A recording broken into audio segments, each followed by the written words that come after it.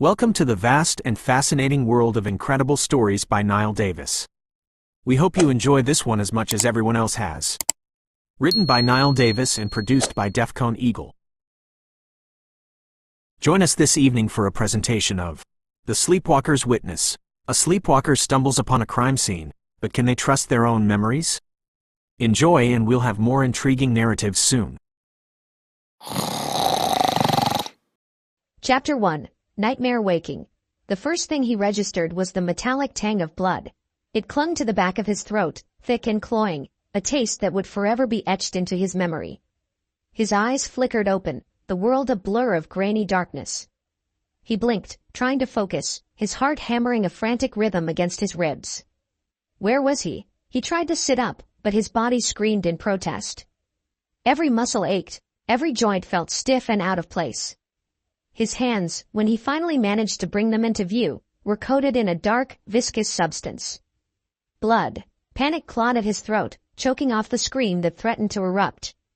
He scrambled to his feet, his legs shaky and unsteady. The ground beneath him was uneven, littered with debris. He couldn't make out what it was in the dim light, but something crunched sickeningly under his boot. He stumbled back, bile rising in his throat. He had to get out of there. He had to get home. But where was there? His eyes, finally adjusting to the darkness, took in his surroundings. He was in a clearing, surrounded by dense, shadowy woods. A sliver of moon peeked through the canopy, casting long, distorted shadows that danced and writhed like macabre specters. In the distance, a single light flickered. A farmhouse, maybe. He lurched towards it, his mind a maelstrom of confusion and terror. Fragments of memories, sharp and jagged, pierced through the fog in his brain. A struggle, a scream, the sickening thud of something heavy hitting the ground. He clapped his hands over his mouth, stifling a sob. Oh God! What had he done? He wasn't a violent man. He was a welder, a father of 3. He built things. He didn't destroy them. But the blood on his hands, the chilling fragments of memory, they told a different story. A story that made his blood run cold. He stumbled onwards, the light from the farmhouse growing closer. He had to get help. He had to tell someone, anyone, what he'd done. But as he emerged from the tree line, a new wave of horror washed over him. The farmhouse wasn't just any farmhouse. It was his neighbor's place, the Petersons, and the dark shape sprawled on the porch, illuminated by the flickering porch light. That was Mrs. Peterson. Her eyes were wide open, staring blankly at the night sky. And her throat was a gaping, crimson wound. He collapsed to his knees, the scream finally ripping from his lips. He hadn't just wandered off in his sleep. He hadn't just gotten lost. He'd done something unimaginable, something monstrous. He was a murderer. Chapter 2. The Weight of a Good Life. The first time it happened, he was 22. He woke up in the middle of the night, standing in the kitchen, a half-eaten jar of pickles in his hand. He vaguely remembered the crunchy, vinegary taste in his mouth, but had absolutely no recollection of getting out of bed, let alone raiding the fridge. His then-girlfriend, Sarah, now his wife, had found the whole thing hilarious. "You were sleep-eating pickles," she'd exclaimed, her laughter echoing through their tiny apartment. "You even tried to put the empty jar back in the fridge, upside down." He'd laughed along, sheepishly, but a shiver of unease had run down his spine. He'd never sleepwalked before. It was unsettling. Back then, life was simpler. He was a young man, fresh out of trade school, eager to make his mark on the world. He worked long hours at the welding shop, the sparks flying, the metal glowing red hot under his torch. It was hard, physical work, but he loved it. There was a satisfaction in taking raw materials and shaping them into something useful, something lasting. Sarah, with her infectious laugh and unwavering support, was his anchor. They were young and in love, dreaming of a future filled with family and a home of their own. Those early days were a whirlwind of late-night talks, shared meals cooked on a shoestring budget, and the thrill of building a life together, brick by brick. Over the years, the sleepwalking happened a few more times. He'd wake up in the backyard, staring at the stars, or find himself in the living room, rearranging furniture. Once, he even ended up in the bathtub, fully clothed, with the water running. Each episode was bizarre, sometimes comical, but always followed by that same nagging feeling of disquiet. He'd seen a doctor about it, of course. The doctor, a jovial man with a booming laugh, had brushed it off as nothing to worry about. Just a quirk of your brain, son. Happens to the best of us. Avoid stress, get enough sleep, you'll be right as rain. He'd followed the doctor's advice, and the episodes became less frequent. He poured his energy into his work, rising through the ranks at the welding shop. He was known for his steady hand, his meticulous attention to detail, and his ability to tackle the most challenging projects. He was a craftsman, an artist of metal, and he took pride in his work. Then came the kids. Emily, their firstborn, a tiny bundle of joy who filled their lives with a love they never knew existed. Ben followed a few years later, a whirlwind of energy and mischief. And finally, little Lily, the sweet surprise that completed their family. With each child, their love grew, their bond deepened. He cherished every moment, Emily's first wobbly steps, Ben's endless questions about the world, Lily's gummy smiles. He was their father, their protector, the one who built them treehouses, taught them to ride bikes, and chased away the monsters under their beds. He wasn't a perfect father, no one was. He worked long hours, sometimes missing bedtime stories and school plays. But he made sure they knew they were loved, cherished, and safe. He and Sarah created a home filled with warmth, laughter, and the comforting aroma of her homemade apple pies. They had a simple life, a good life.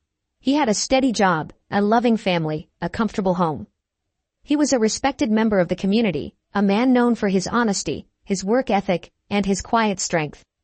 He was the kind of man who helped his neighbors, coached his son's little league team, and always had a friendly wave for those he passed on the street. He had built a life he was proud of, a life worth protecting. And now, it was all crumbling around him.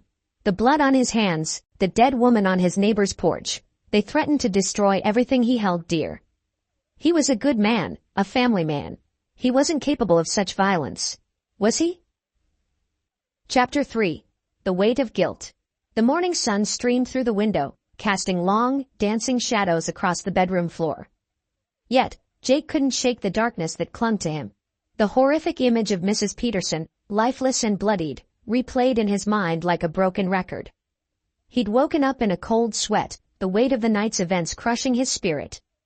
His hands, still stained with the remnants of the nightmare, trembled uncontrollably. He glanced at Sarah, her peaceful sleep a stark contrast to his own turmoil. He couldn't bear to wake her, to burden her with his fear and guilt. He got out of bed and moved silently to the window. The world outside seemed so ordinary, so peaceful. Birdsong filled the air, children laughed in the distance. But for Jake, the world had been irrevocably altered. He was a monster, a creature of darkness, capable of unspeakable acts. He tried to remember the night before, to piece together the fragments of his memory. But the more he thought, the foggier it became. He remembered leaving work, the drive home, the dinner with his family. And then, nothing, a blank slate, a cold dread settled over him. What if he wasn't just a sleepwalker, but something more sinister? What if he was capable of violence, of taking a life? The thought was terrifying. He'd always prided himself on his gentle nature, his aversion to conflict. But now, he was forced to confront a darker side of himself, a side he didn't recognize. He paced the floor, his mind racing. He needed answers. He needed to understand what had happened. He couldn't live with this uncertainty, this gnawing doubt. But where to start? The police would be here soon, no doubt. They'd question him, analyze the evidence. And they'd find the truth, no matter how painful it might be. He looked out the window, at the world he'd worked so hard to build. His family, his home, his reputation. It all seemed so fragile, so easily shattered. He'd risked it all, and for what? A nightmare? A delusion? As the first rays of sunlight touched his face, he knew he had to face the truth, no matter how horrifying it might be. The weight of guilt was heavy on his shoulders, but he was determined to uncover the truth and, if possible, redeem himself. Chapter 4. The Shadow of Doubt. The police arrived shortly after dawn, their presence a stark contrast to the peaceful morning. Detective Harper, a seasoned officer with a weathered face and piercing blue eyes, led the investigation. He questioned Jake, his tone measured, his gaze unwavering. "Can you tell me exactly what you remember from last night?" Harper asked, his voice low and deliberate. Jake recounted the events as best he could, the horror of the night before still fresh in his mind. The detective listened intently, his expression impassive. And you have no recollection of leaving your house or going to the Petersons' place? Harper pressed. Jake shook his head, his voice barely a whisper. Nothing. Harper nodded, his eyes narrowing. We'll have to wait for the toxicology report to rule out any substances that might have impaired your judgment. In the meantime, I'm afraid you're going to have to come with us to the station.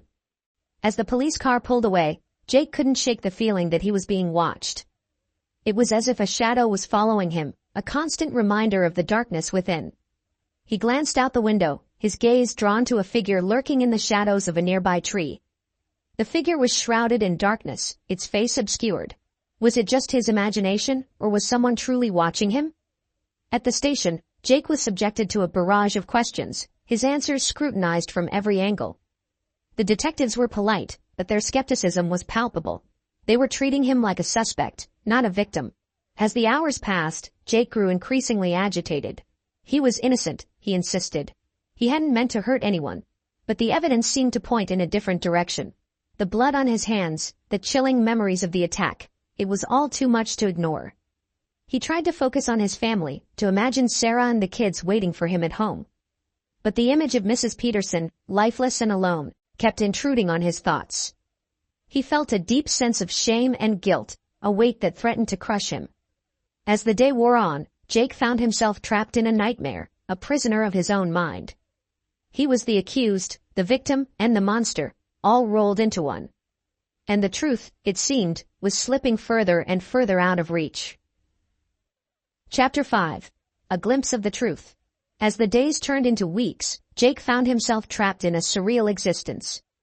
The police investigation had stalled, the evidence inconclusive. He was neither a suspect nor a free man, but a man suspended in limbo. The weight of the accusation hung heavy over him, a constant reminder of the horror he had witnessed.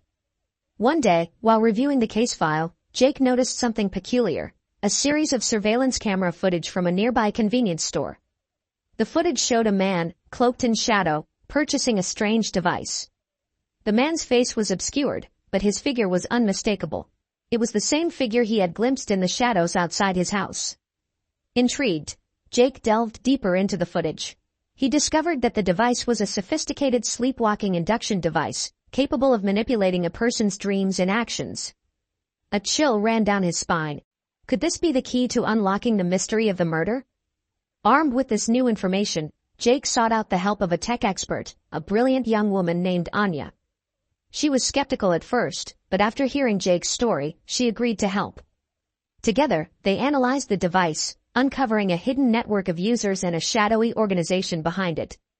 As they delved deeper into the conspiracy, they realized they were being watched. Every move they made, every conversation they had, was being monitored. They were pawns in a deadly game, and the stakes were higher than they could have ever imagined. Jake's life had been turned upside down. He was no longer just a victim, but a target. He had to fight for his life, for his family, and for the truth. The road ahead was fraught with danger, but he was determined to see it through. He would uncover the truth, no matter the cost. Chapter 6. A Twisted Revelation. As Jake and Anya delved deeper into the conspiracy, they uncovered a shocking truth. The organization behind the sleepwalking devices was far more sinister than they had imagined. It was a cult, a group of individuals who believed they were chosen to usher in a new era of darkness. The cult's leader, a charismatic and enigmatic figure known only as the Master, had been manipulating Jake's sleepwalking for years, using him as a pawn in a larger game. The murder of Mrs. Peterson was just a small part of a much larger plan. The revelation sent shockwaves through Jake. He had been a tool, a puppet, controlled by a force beyond his understanding. He was horrified and disgusted by the cult's twisted ideology, but he was also determined to stop them. Anya, ever the pragmatist, suggested they go to the police. But Jake hesitated. The police had already been involved, and their investigation had led nowhere. He feared that revealing the existence of the cult would only put them in greater danger. Instead, they decided to take matters into their own hands. They would infiltrate the cult, expose its secrets, and bring its members to justice. It was a dangerous plan, but it was the only way to protect themselves and others. As they began to infiltrate the cult, Jake and Anya faced a series of trials. They had to navigate a labyrinth of deceit, betrayal, and mind control. They were tested to their limits, both physically and mentally. But the greatest challenge was yet to come. As they got closer to the truth, they discovered a shocking secret about the cult's ultimate goal. A secret that would change everything they thought they knew. Chapter 7. A Dark Revelation. As Jake and Anya delved deeper into the cult, they uncovered a shocking secret. The cult's ultimate goal was to harness the power of dreams to manipulate reality. They believed that by controlling the dreams of the masses, they could control the world. The master, the enigmatic leader of the cult, had been experimenting with sleepwalking for decades. He had perfected the technique of inducing lucid dreams, allowing individuals to interact with the physical world while asleep. By implanting specific thoughts and desires into the minds of his followers, he could manipulate their actions and decisions. Jake and Anya realized that they were not the only ones being targeted. The cult had been infiltrating communities across the country, recruiting unsuspecting individuals and turning them into unwitting agents of chaos. They were sowing seeds of discord, fueling hatred, and manipulating events on a global scale. The revelation was both terrifying and exhilarating. They were on the brink of uncovering a conspiracy that could change the course of history. But they were also in grave danger. The cult was a powerful organization, and they would stop at nothing to protect their secrets. As they closed in on the master, they knew they had to act quickly. Every moment was crucial. They had to expose the cult's plans before it was too late. But doing so would require them to confront their own fears and doubts. They would have to face the darkness within themselves and emerge stronger than ever. Chapter 8. The Final Confrontation. As Jake and Anya delved deeper into the cult's lair, a sense of dread washed over them. The eerie silence, the dim, flickering lights, and the strange symbols etched into the walls created a chilling atmosphere. The air was thick with tension, and every shadow seemed to conceal a hidden threat. They navigated through a series of winding corridors, each one more unsettling than the last. Finally, they reached a large, circular room, where the master sat enthroned, surrounded by his followers. His eyes, cold and calculating, pierced through the darkness. "You've come at last," the master said, his voice a low, menacing rumble. "I've been expecting you." Jake and Anya exchanged a nervous glance. They knew that this was it, the final confrontation. They had to be quick, decisive, and fearless. "You've gone too far," Jake said, his voice steady. "You've hurt innocent people. You have to stop." The master laughed, a cold, mirthless sound. "Innocent? What a quaint notion. There are no innocents, only pawns in the grand game of life." The master rose from his throne and approached Jake and Anya. As he drew closer, they could feel his dark energy, a malevolent force that threatened to consume them. "You will join us," the master declared. "You will become part of something greater than yourselves." Jake and Anya exchanged a determined look. They knew they had to fight, not just for themselves, but for the future of humanity. As the battle unfolded, the room erupted into chaos. The cult's followers, under the master's control, attacked Jake and Anya with a ferocity that belied their normally docile nature. With every blow, Jake and Anya fought back, their determination fueled by a sense of righteous anger. They knew that they were fighting for something greater than themselves. They were fighting for the light against the darkness. Chapter 9. A Desperate Gamble. The battle raged on, a chaotic whirlwind of fists and feet. Jake and Anya fought with a ferocity born of desperation, their every move calculated, every strike deadly. But the cult's followers were relentless, their bodies moving with unnatural speed and precision. As the fight intensified, Jake and Anya realized that they were outnumbered and outmatched. They needed to find a way to neutralize the master, the source of the cult's power. But how? Suddenly, an idea struck Jake. He remembered the sleepwalking device, the tool that had given the master so much power. If they could disable the device, they could weaken the cult's control over their followers. Jake and Anya exchanged a quick glance, a silent agreement passing between them. They would use the cult's own weapon against them. With a well-timed maneuver, Jake managed to seize the device from one of the cult members. As he fumbled with the controls, he felt a surge of energy, a connection to the device's power. He concentrated, focusing his mind on the device, and with a final effort, he managed to overload it. A blinding flash of light erupted from the device, followed by a deafening silence. The cult's followers, their minds freed from the master's control, stood motionless, their eyes glazed over. The master, his face contorted with rage, lunged at Jake. But Jake was ready. He dodged the attack and delivered a powerful blow, sending the master crashing to the ground. The battle was over. The cult had been defeated. As Jake and Anya stood amidst the chaos, they couldn't help but feel a sense of relief and accomplishment. They had faced darkness and emerged victorious. But they knew that their fight was far from over. The cult's influence was far-reaching, and its legacy would linger for years to come. Chapter 10. A Digital Dawn. The aftermath of the battle left Jake and Anya physically and emotionally drained. Yet, they knew their work was far from over. The cult, though physically defeated, had left a digital footprint, a lingering presence in the vast expanse of the internet. The master's consciousness, fragmented and dispersed, still posed a threat, capable of manipulating minds and sowing discord. As they delved deeper into the digital realm, they uncovered a network of interconnected devices, each one a potential gateway for the master's influence. It was a daunting task, one that required the skills of experts from various fields, hackers, programmers, and AI specialists. Anya, with her sharp mind and technical expertise, took the lead in dismantling the network. She worked tirelessly, tracing the digital threads, identifying vulnerabilities, and neutralizing threats. Jake, on the other hand, focused on the human element. He reached out to victims of the cult, offering support and guidance. He helped them to heal, to recover from the trauma they had endured. Together, they formed a digital resistance, a group of like-minded individuals who were committed to protecting humanity from the dangers of technology.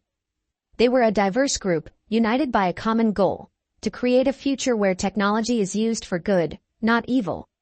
As they fought to eradicate the master's influence, they faced a series of challenges. They were hunted by remnants of the cult, their every move monitored, their every action anticipated. They had to be vigilant, always one step ahead of their enemies. But despite the dangers, they persevered. They were driven by a sense of purpose, a belief in a better future. They knew that their efforts were not in vain. They were fighting for the soul of humanity, for the very essence of what it means to be human. As they delved deeper into the digital abyss, they uncovered a shocking truth. The master's ultimate goal was to merge with the digital world, to become a godlike entity, capable of controlling reality itself. This realization filled them with both fear and determination. They knew that they had to stop the master before it was too late. They had to sever the ties between the physical and digital worlds, to protect humanity from the impending threat. The final confrontation would take place in the heart of the digital realm, a battle of wills, a clash of consciousness. Jake and Anya, armed with their courage, their intelligence, and their unwavering belief in the power of human connection, would face the ultimate challenge. The fate of humanity hung in the balance. Thank you for listening to this story by Niall Davis and Defcon Eagle. We hope that you enjoyed it, and if you did, please like and subscribe to our channel for more stories. If you want to be notified when we release a new one, hit that bell. Have a wonderful day. Until next time.